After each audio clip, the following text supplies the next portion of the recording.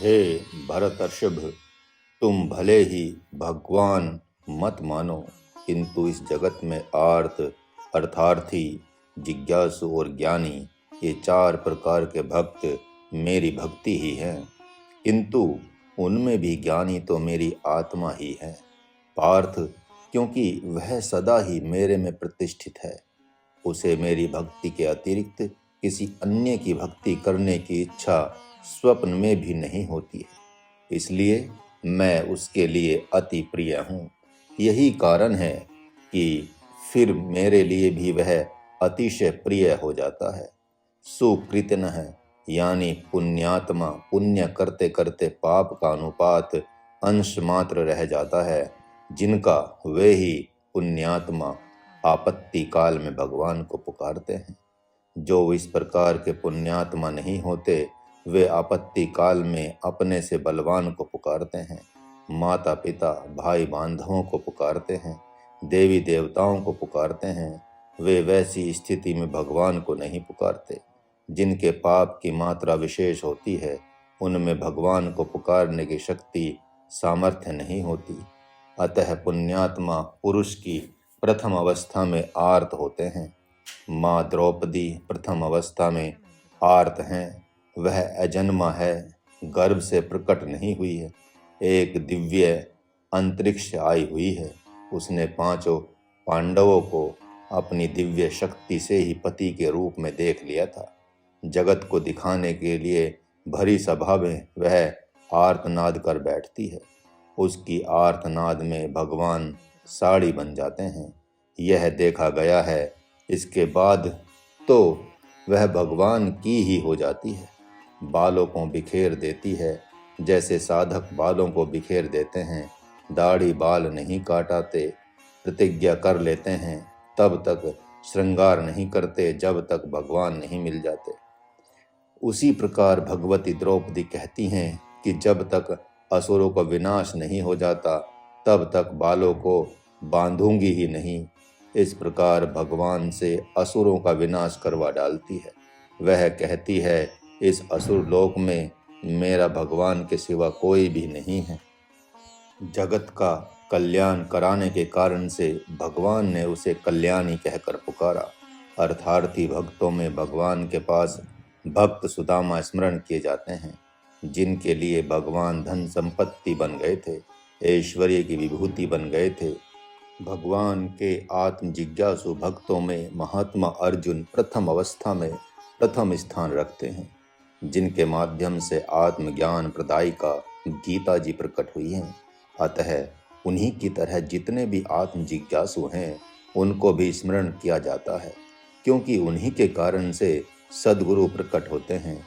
महात्मा विदुर, महर्षि व्यास एवं गर्ग आदि ही ज्ञानी भक्त की श्रेणी में आएंगे, जिन्हें किसी प्रकार की उपासना की आवश्यकता नहीं है, तो भी चूंकि वे जानते थे कि निर्गुण निराकार ब्रह्म ही भगवान श्री कृष्ण के रूप में प्रकट हुए हैं, अतः उनकी सेवा शुश्रूषा में लगे रहते थे। वन में रहने वाले महर्षि व्यास ने स्वयं राजसूय यज्ञ में भगवान की अग्र पूजा का समर्थन किया था। अतः इस प्रकार के ज्ञानी भक्तों की प्रभु ही आत्मा है तथा प्रभु की वे आत्मा हैं। साधकों को विचार करना चाहिए कि इन चारों भक्तों में से किस श्रेणी के भक्त हैं। यदि साधना के क्षेत्र में आने के उपरांत विशेष साधकों की साधना देखकर ईर्ष्या होती है, यदि उनके विशुद्ध तप एवं त्याग को देखकर ईर्ष्या होती है, सद्गुरु के प्रति उनके समर्पण को देखकर ईर्ष्या होती है, उनकी रहनी सहनी तथा आहार एवं व्यवहार को देखकर ईर्ष्या होती है, तो आप जान लेना कि आप अर्थार्थी हैं, जिज्ञासु नहीं। शरीर में रोग लग गया है, आप स्वयं उस रोग के कारण से अपने आप से घृणा कर बैठे हैं। जिस रोग से घर परिवार समाज घृणा कर रहा है, जो रोग जीवन जीने में बाधा बन गया है, ऐसा कोई घोर संकट आ गया है कि लाज जाने वाली है, तो उन घोर आपत्ति विपत्तियों से आप आर्तनाद कर बैठते हैं। यदि भगवान से उन्हीं संकटों से मुक्ति पाने की कामना करते हैं, तो आप आर्त भक्त हैं, जिज्ञासु नहीं। ज्ञानी तो होने की बात ही नहीं है। चोर डकैतों से घिर जाने के बाद यदि आप भगवान से रक्षा की भीख मांगते हैं तो आप आर्त भक्त हैं, जिज्ञासु नहीं। साधना काल में आप सुंदर भोजन, सुंदर वस्त्र एवं सुंदर मकान चाहते हैं तो आप अर्थार्थी हैं, जिज्ञासु नहीं। इतना ही नहीं, आप अपने लिए भोजन, वस्त्र और मकान मांगे या किसी अन्य के लिए तो भी आप अर्थार्थी ही कहे जाएंगे।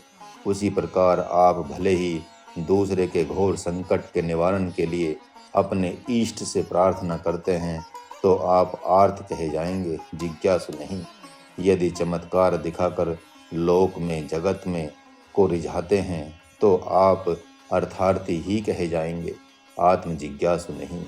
आप किसी भी युक्ति से भगवत भक्तों में यह सिद्ध करने का प्रयत्न करते हैं कि आप संत हैं तो आप अर्थार्थी हैं, आत्म जिज्ञासु नहीं। आर्थ और अर्थार्थी में कोई भेद नहीं होता, नाम मात्र का अंतर होता है। उसकी आप अच्छी प्रकार से खोज कर लें, क्योंकि बिना इसकी अच्छी प्रकार से खोज किए आप अपने स्वरूप को नहीं जान पाएंगे कि आखिर मैं किस श्रेणी का भक्त हूँ, मैं कौन हूँ, कहाँ से आया हूँ, उन्हें मैं कहाँ जाऊँगा, यह माया क्या है, जीव क्या है, ब्रह्म क्या है, बंधन क्या है, मोक्ष क्या है। ऐसा प्रस्ताव यदि आप सद्गुरु के पास रखते हैं तो जिज्ञासु कहे जाते हैं। इसके अतिरिक्त आपने उससे कुछ पूछा तो आर्त और अर्थार्थी के घेरे में आ जाएंगे। उसी प्रकार यदि आप में आर्तता तथा अर्थार्थी भाव नहीं है तथा आपने गृहस्थ आश्रम छोड़ दिया है, अपने आप को आत्मा जानकर संन्यास ले लिया है, तो आप ज्ञानी भक्त कहे जाते हैं। ठीक इसके विपरीत आप साध्वी माँ को छोड़कर संन्यास ले बैठे हैं, जो आपके वियोग में रोती होगी, कलपती होगी अथवा संतोष में जी रही होगी कि मेरा बेटा भगवान को लेकर आएगा और कहेगा कि माँ, मैं भगवान को लेकर आ गया, भगवान को पा गया। तो भी यदि आप साधना में प्रमाद करते हैं तो उन्हीं असुरों की श्रेणी में आते हैं जिन असुरों की बात भगवान कर रहे हैं। महात्मा प्रहलाद ने घोर आपत्ति विपत्ति में भी प्रभु से शरीर रक्षा की भीख नहीं मांगी, तभी तो वे भगवान की आत्मा बन गए। इसीलिए वे ज्ञानी की श्रेणी में आते हैं। ज्ञानी भक्त जिसने घर बार छोड़ दिया है, भगवान ने तो उससे केवल मन ही मांगा है, लेकिन वह तो घर बार तथा घर बारियों को छोड़कर अपना तन मन सब कुछ दे देता है। जितना भगवान ज्ञानी से मांगता है वह उतना ही नहीं देता, बल्कि वह कहता है कि शरीर से मन तो अलग है नहीं, इसलिए मन ही क्यों दूं भगवान को। मन किसी पेड़ में नहीं लगा हुआ है कि फूल की तरह तोड़ा और भगवान को चढ़ा दिया। वह कोई पदार्थ नहीं है कि यहाँ से उठाया और वहाँ दे दिया। यद्यपि वे चाहे घर में रहे चाहे बाहर, कहीं भी भगवान का भजन कर सकते हैं, लेकिन संतोष उन्हें नहीं होता। वे कहते हैं कि घर में रहेंगे तो घर बारियों का शासन हो जाएगा, जबकि हमारे शरीर पर किसी का शासन न होकर, किसी का अधिकार न होकर एकमात्र भगवान का ही शासन एवं अधिकार हो। ऐसा सोचकर सर्वप्रथम वे घर बार छोड़कर भगवान को ही अपने शरीर को भेंट कर देते हैं। कालांतर में भगवान उनका मन अपने आप ही ले लेता है। वे महत बुद्धि वाले होते हैं। अतः 4 प्रकार के भक्तों में से भगवान की ही आत्मा होते हैं जो भगवान के लिए ही जीते हैं, भगवान के लिए खाते पीते सोते हैं, व्यवहार करते हैं, भगवान के लिए हंसते हैं, भगवान के लिए रोते हैं। इस जगत में उनका भगवान के सिवा कोई भी नहीं होता। अतः वे भगवान की ही आत्मा होते हैं। वे ही भगवान के जीवन हैं, वे ही भगवान के प्राण हैं, वे ही उनकी आँखें हैं, वे ही उनके अंग प्रत्यंग हैं, वे ही उनके मन हैं, वे ही उनकी बुद्धि हैं, वे ज्ञानी ही उनके चित्त हैं। ठीक इसी प्रकार यदि साधक अपने मन तथा तन को भगवान को दे देते हैं तो उन ज्ञानियों में से एक हो जाते हैं जिन्हें अपना सर्वस्व दे दिया है भगवान को। उससे बढ़कर कोई सन्यासी नहीं होता और न ही इससे अद्भुत कोई संन्यास होता है। जहाँ केवल आत्मा बचता है, केवल आत्मा बचता है। साधक भगवान की इस बात पर विचार करे। भगवान मानो महात्मा अर्जुन से कह रहे हों कि हे पार्थ, मैं भक्तों के लिए अवतरित होता हूँ, गौ की रक्षा के लिए अवतरित होता हूँ, दुराचारियों का हनन करने के लिए और भक्तों के अनुपात को दूर करने के लिए प्रकट होता हूँ। तुमने जीवन पर्यंत वही किया है जो मैं करने आया था। यद्यपि तुम अपने को एक धर्मात्मा मानते रहे, पुण्यात्मा मानते रहे, किंतु तुम्हारे द्वारा क्रिया एक ज्ञानी की हुई है। भगवान का कहना सच है। कभी कभार कोई धर्मपत्नी यह नहीं जान पाती कि मैं अपने धर्मपति की सेवा भगवान के लिए ही कर रही हूँ। वह इस जीव जगत में यह समझती है कि मेरा धर्म है पति की सेवा करना, अतः उसकी क्रिया भगवान के लिए हो जाती है। उसका धर्म इतना व्यापक हो जाता है, इतना व्यापक हो जाता है कि उससे पति तो पकड़ में नहीं आता है और न ही पति ही उसे पकड़ पाता है, बल्कि भगवान ही उसे पकड़ लेता है। महाराज ने एक साध्वी एवं तपस्विनी माँ के जीवन को देखा है तथा उसकी साधना को भी देखा है।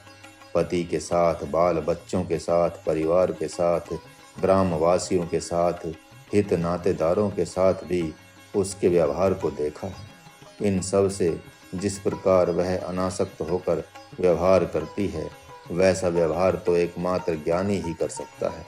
उसने प्रथम अवस्था में भगवान की प्राप्ति के लिए योग, जप, तप नहीं किया था। स्वाभाविक ही यह सब हुआ करता था, क्योंकि उसके पास कोई सन्यासी गुरु नहीं था। कुल गुरु, पुरोहित आदि घर पर आते थे, जैसी परंपरा नहीं थी। स्वधर्म पालन में भी भगवत कामना नहीं थी। संपूर्ण देवी देवता मेरे पर प्रसन्न हो, इस कामना से वह योग, जप, तप करती थी। लेकिन स्वधर्म का इतना सांगोपांग पालन किया, इतना पालन किया कि भगवान ने उसको पकड़ लिया। भगवान ने उसको पकड़ लिया है।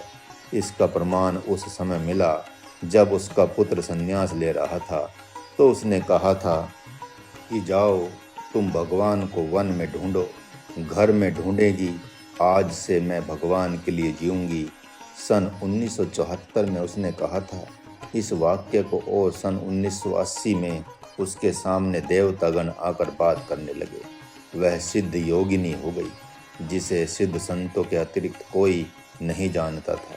सन 1982 में सुषुम्ना भीतर बाहर प्रकाशित हो गई और उसका अधिष्ठाता देवता गेरु वर्ण का प्रकाश, जो ब्रह्म ज्योति कहलाता है, सामने आ गया। सर्वप्रथम वह आकाश मंडल में अवतरित हुआ और सन 1983 में उसके निकट हो गया तथा उसके सामने से ओझल होता ही नहीं था। उसके उपरांत वह ब्रह्म ज्योति उसके लिए व्यापक हो गई। सभी साधकों के पास प्रारंभिक चरण में ऐसी घटना घटती है। किसी के सामने कभी कभी लगता है कि टॉर्च जलने जैसा प्रकाश हो गया, किसी के सामने तारा चमकने जैसा प्रकाश हो जाता है। किन्हीं किन्हीं लोगों के पास हरा, नीला, पीला प्रकाश आता जाता दिखाई पड़ता है। वही प्रकाश आगे बढ़ने पर गेरु वर्ण वाली ब्रह्म ज्योति में विलीन हो जाता है तथा सर्वत्र व्यापक होते होते ज्योतिर्मय समाधि का कारण बन जाता है। भगवान सर्वप्रथम सामान्य रूप में आता है भक्त को संतोष प्रदान करने के लिए। वह माँ उस ज्योतिर्मय ब्रह्म को एकटक देखती रहती थी।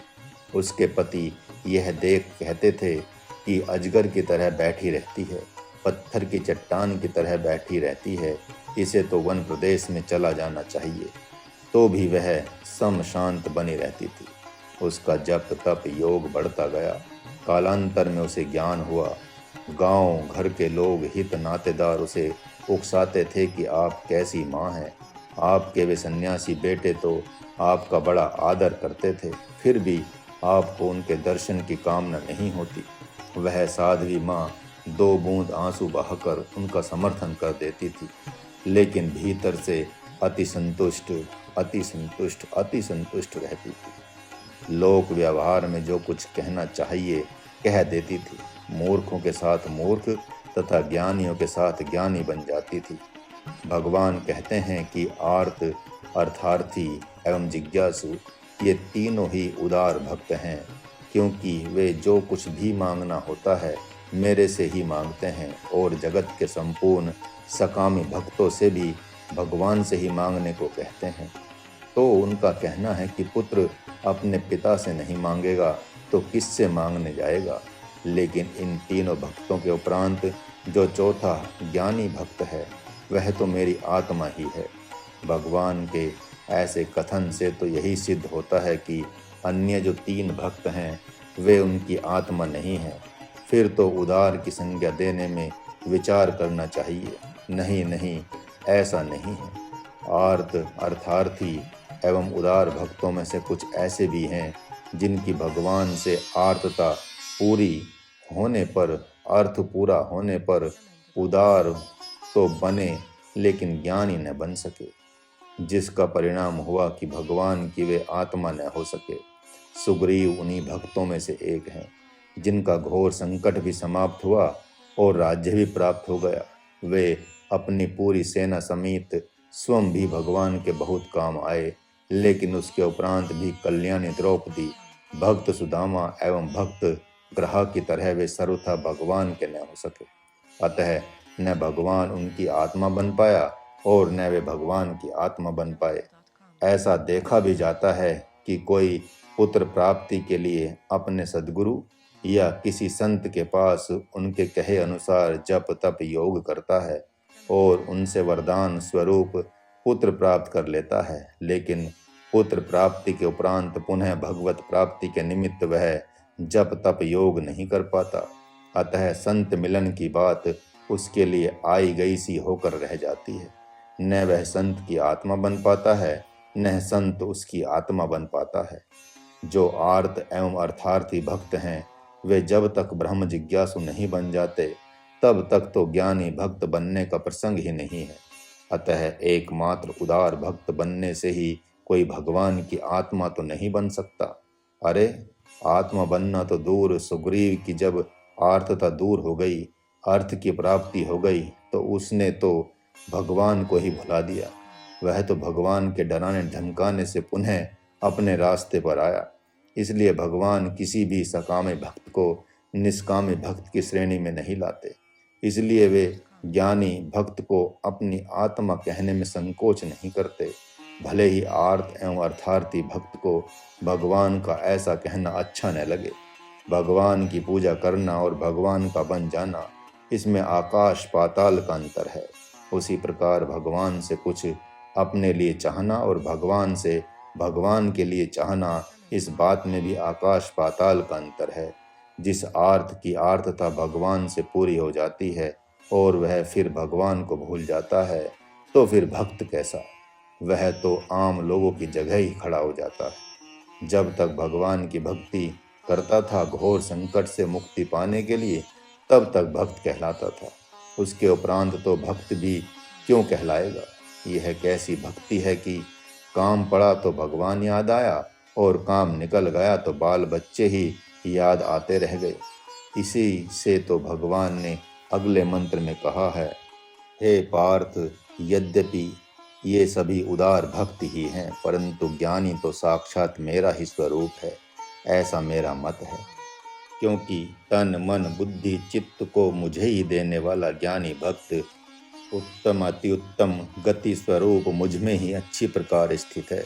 इस प्रकार बहुत जन्मों के अंत में तत्व ज्ञान को प्राप्त हुआ पुरुष सब कुछ वासुदेव ही है, ऐसा ही मान व जानकर मेरे लिए ही जीवन जीने लगता है।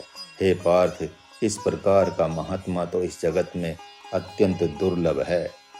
भगवान मानो महात्मा अर्जुन से कह रहे हैं कि उन ज्ञानी भक्तों के समान ही आज तुम भी अपने तन मन वचन हृदय को मुझे दे दो, तो उन्हीं सर्वस्व अर्पण करने वाले ज्ञानियों में से एक हो जाओगे। इस प्रकार के सन्यास से बढ़कर तो कोई सन्यास होता नहीं। यदि तुम मेरा कहा हुआ मान लेते हो तो आज तुम मेरी आत्मा बन जाते हो और मैं तुम्हारी आत्मा बन जाता हूँ। मेरी आत्मा बन जाना जीवन को दांव पर लगा देने के उपरांत होता है। जीवन को दांव पर लगाना तो हे पार्थ बहुत जन्मों के उपरांत अंतिम जन्म में होता है। तुम ऐसा क्यों नहीं मानते हो कि मैं तुम्हारा यह अंतिम जन्म हूँ?